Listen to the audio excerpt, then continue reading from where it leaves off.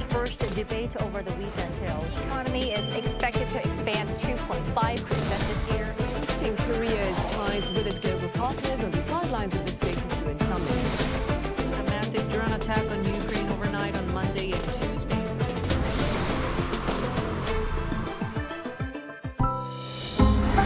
Arirang.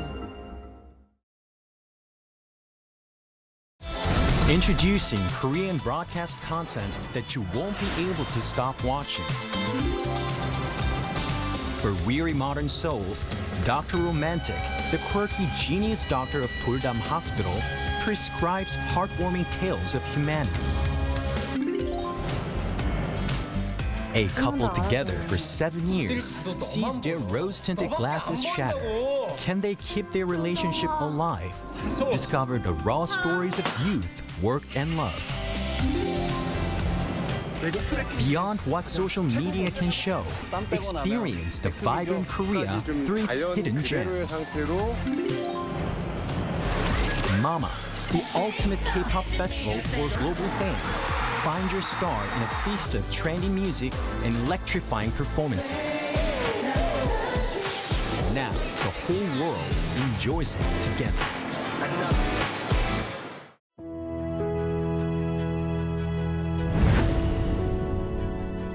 The moment we wear it, our spirits lift.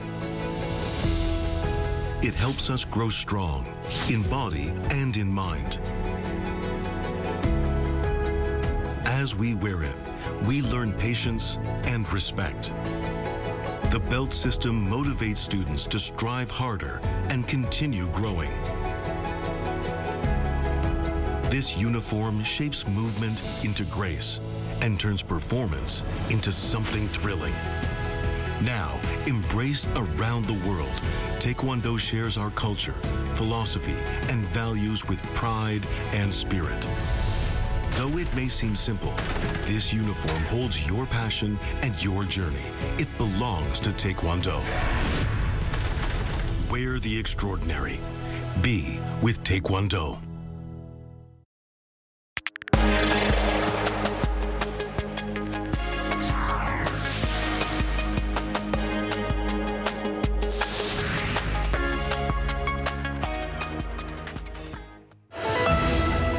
The United States has declared it will begin blocking all ships entering or leaving Iranian ports starting Monday.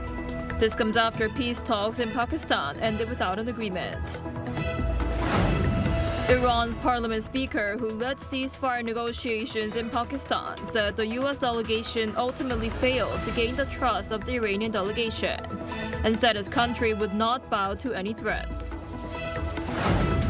Hungarian Prime Minister Viktor Orbán has been ousted, with the opposition securing a landslide election win, ending his 16 years in power that included repeated clashes with the European Union, while maintaining closer ties with Russia.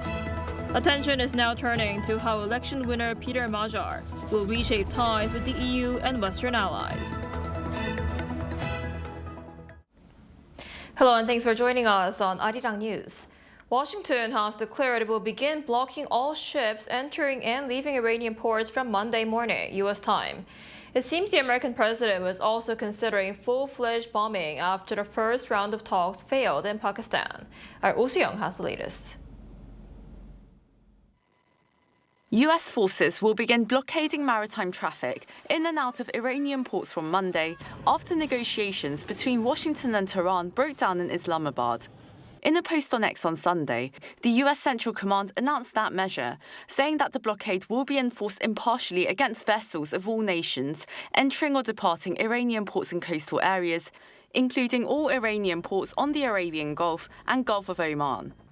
CENTCOM, however, clarified its forces would not impede freedom of navigation for vessels transiting the Strait of Hormuz to and from non-Iranian ports. The maritime measure follows the failed 21-hour talks in Pakistan between US and Iranian delegations. US President Donald Trump said Iran refused to give up on its nuclear weapons ambition and declared the US would soon begin the blockade. He added he had instructed the Navy to intercept vessels paying passage fees to Iran, and that the US would soon begin destroying mines laid by Iran along the strait. Experts say the failure of the first round was perhaps expected, but should not lead to escalation. Neither side may have wanted to give the impression that they came to an agreement too quickly. They could be opening themselves up for criticism at home that they may have given in too much or too easily. So in and of itself, that is not necessarily the problem. But if on substance they remain this far away from each other and there is escalation simultaneously, that certainly doesn't bode well. Trump told Fox News Sunday Morning Features that Iran hasn't left the bargaining table, and he predicts Tehran will come back to give the US everything it wants. The Wall Street Journal reported the same day that Trump and his advisors are considering limited military strikes in Iran, in addition to the US blockade of the Strait of Hormuz, as a way to break a stalemate in peace talks.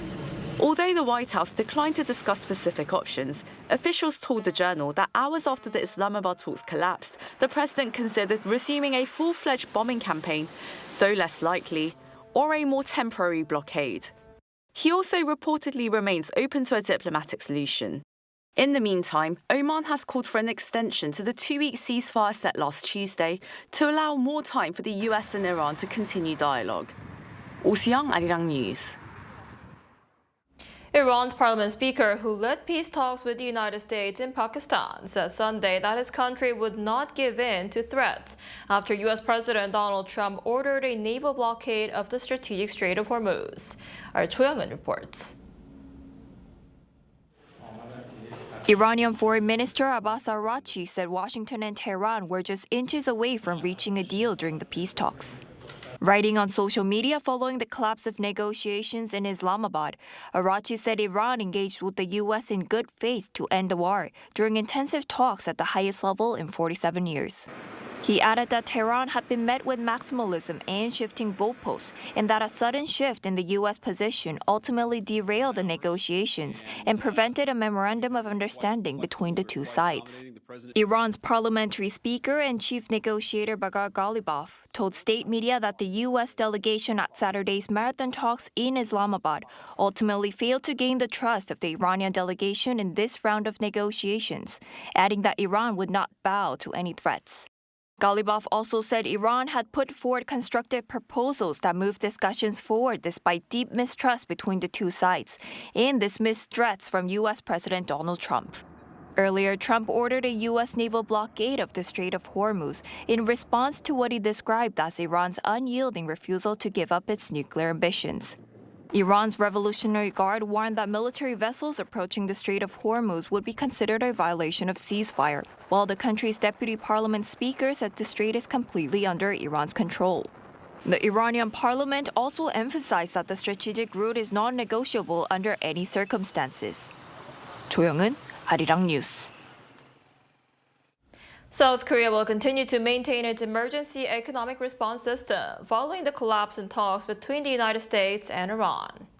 Now that's according to Blue House spokesperson Chun Eun-soo on Sunday after an emergency economic meeting. The meeting was presided over by Presidential Chief of Staff for Policy Kim Yong-bum, where officials assessed that great uncertainty lingers surrounding the local economy. They expect it to take significant time for Middle East countries to restore logistics and energy facilities even after the conflict ends. The authorities will maintain emergency meetings at a top and senior level and check affected items on a daily basis. And President Lee Jae-myung is holding a summit with Polish Prime Minister Donald Tusk at the Blue House. He welcomed Tusk to his office this morning. Tusk signed the guest book and the pair held a photo session. Their talks are expected to focus on strengthening South Korea and Poland's strategic partnership in areas including defense and high-tech industries. The two leaders are also set to discuss global issues, including the situation in the Middle East. A joint press statement and an official lunch are scheduled for the afternoon. Prime Minister Tusk began a 2-day official visit to South Korea on Sunday at President Lee's invitation. Hungary's opposition Tisza party has won a decisive election victory, ending Prime Minister Viktor Orbán's 16-year rule. The result signals a major political shift, with Peter Magyar poised to reshape the ties with the European Union and Western allies. Our Lee Seung-jae has more. Hungary is set for a major political shift as the opposition TISA party has won the general election, ending Prime Minister Viktor Orbán's 16-year hold on power. The party is led by Peter Magyar, a former Orbán ally who broke away from the ruling Fidesz party in 2024. Orbán conceded defeat less than 3 hours after polls closed on Sunday, calling the result painful in a race marked by intense campaigning and unusually high voter engagement. Dear friends, the election result is not final yet, but it is understandable and clear. The election result is painful for us, but clear. The responsibility and possibility of governing was not given to us. I've congratulated the winner. I thank you for all the great work. Turnout reached a record 77.8%, significantly higher than in previous elections, signaling strong public demand for change. Projections show the TISA party securing roughly 138 seats in Hungary's 199-seat parliament, giving it a commanding majority and a clear mandate to govern. The outcome could mark the end of Orbán's long-standing push to reshape Hungary into what he called an illiberal democracy, a model that often put Budapest at odds with its Western allies. Over the years, his government has clashed repeatedly with the European Union over rule of law issues, while maintaining closer ties with Moscow. European leaders are watching closely for a potential reset in relations with Brussels, while the shift could also influence support for Ukraine, an issue where Orbán had frequently broken ranks with EU partners. With Peter Magyar now posed to take power, attention turns to how quickly his government will move to realign Hungary's foreign policy and restore ties with key allies in Europe and the United States. Lee Seung-jae, Arirang News.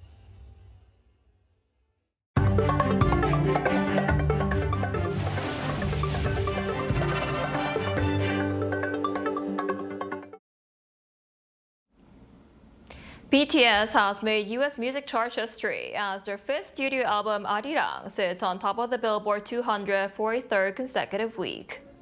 According to Billboard on Sunday, the album held off strong competition from Morgan Wallen's I'm the Problem and Ye's Bully.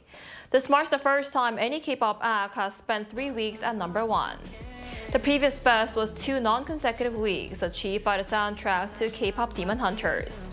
The Billboard 200 ranks albums based on overall consumption, including physical sales and streaming. With this milestone, BTS also becomes the first group in 13 years to spend 3 weeks at #1. South Korea has resumed the tourist train service to Dorasan Station, the closest railway station to North Korea, after more than 6 years, raising hopes for renewed inter-Korean connectivity and exchanges. Our Kim Bo-kyung tells us more. South Korea on Friday resumed its tourist rail service to and from Dorasan Station, close to the DMZ, after a suspension of around 6.5 years. A symbol of inter-Korean cooperation, the station was established at a summit in 2000, following an agreement to connect railways. Freight trains once passed through Dorasan, transporting goods to and from the Kaesong Industrial Complex until operations halted in 2016 amid rising tensions. After serving as a tourist destination, it closed in late 2019 due to COVID-19, until this Friday marked a full resumption of regular tourist rail service. The unification minister and passengers alike agree that this resumption can be the first step toward peace. The Korean Peninsula is the only place where a border is sealed with barbed wire. This railway, built under the Kim Dae-jung administration, once carried materials to Kaesong. Today is about dreaming of that era again. My son's dream is to travel to Europe by train.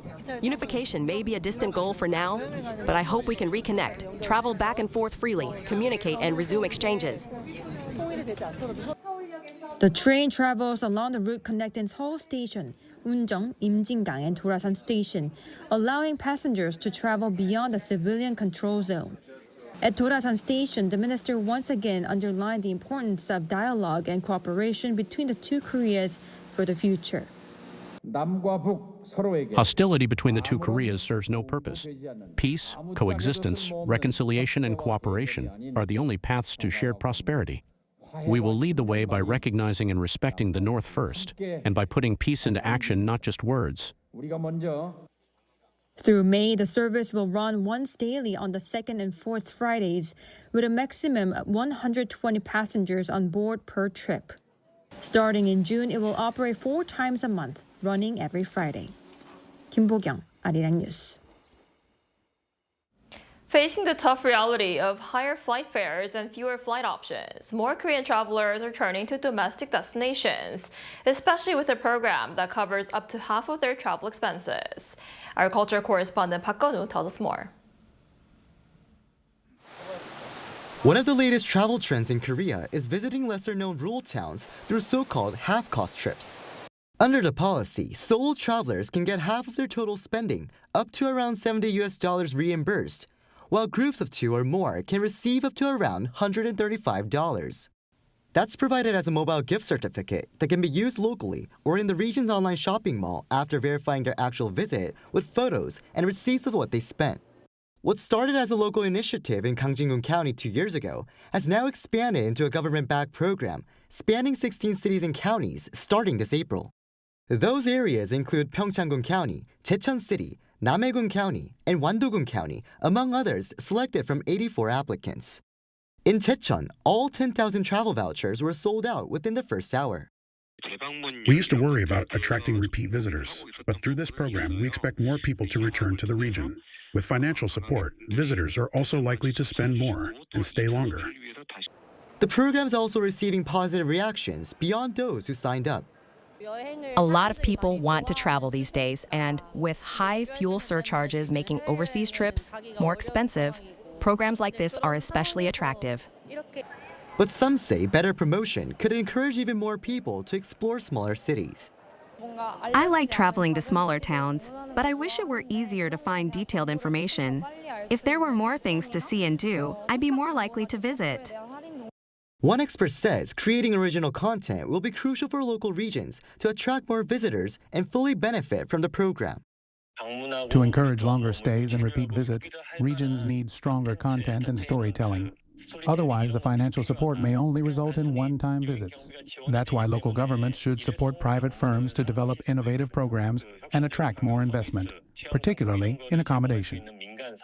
He added that actively attracting talent from outside the region will be key, rather than relying solely on local efforts to build a more sustainable tourism system. And with 4 more areas set to be selected through an open call later this year, more local regions are expected to see a boost in vitality. Park Gun-woo, Arirang News.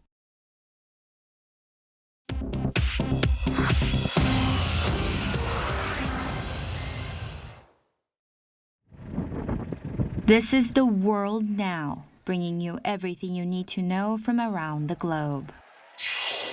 Israeli Prime Minister Benjamin Netanyahu on Sunday made an appearance in southern Lebanon, standing among Israeli troops inside what his military calls a security zone on Lebanese soil.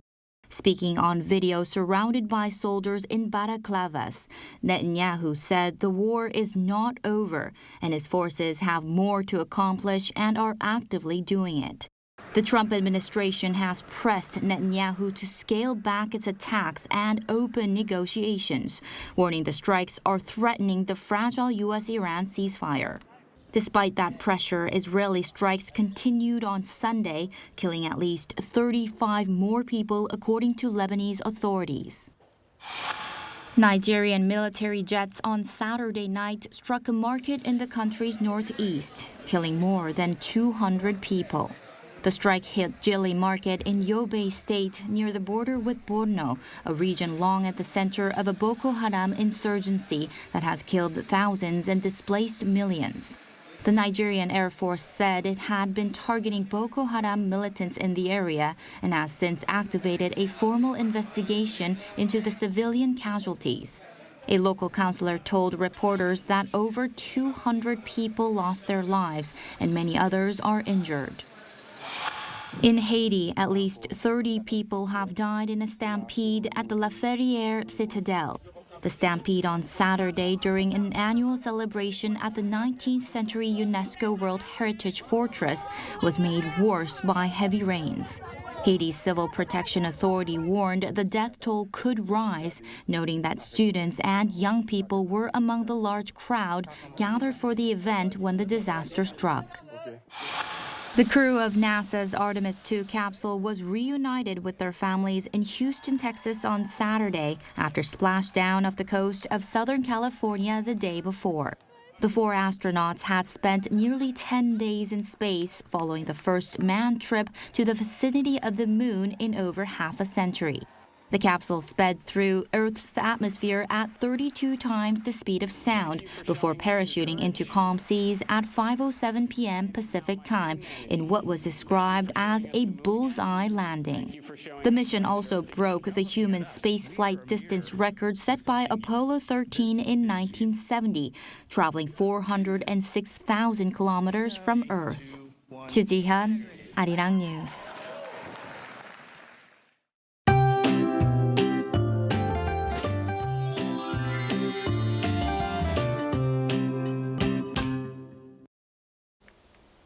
This week starts off feeling a lot like early summer, and today could be one of the warmest days so far this year.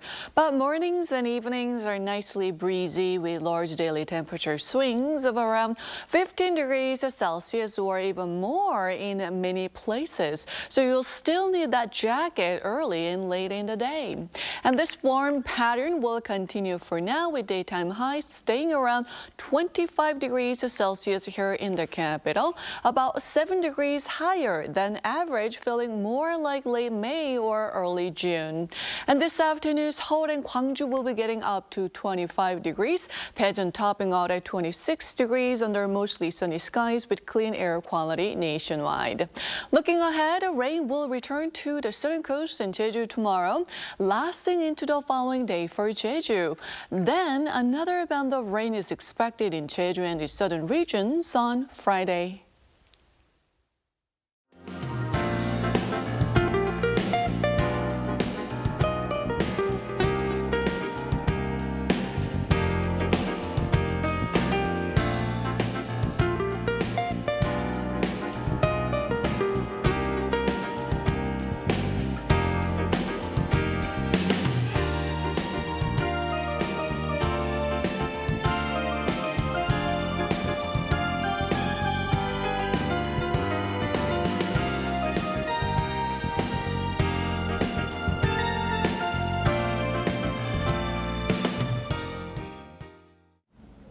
That's all we have for today's noon edition of Arirang News. Thank you for watching. We'll be back at 5 p.m. Korea time. Stay tuned.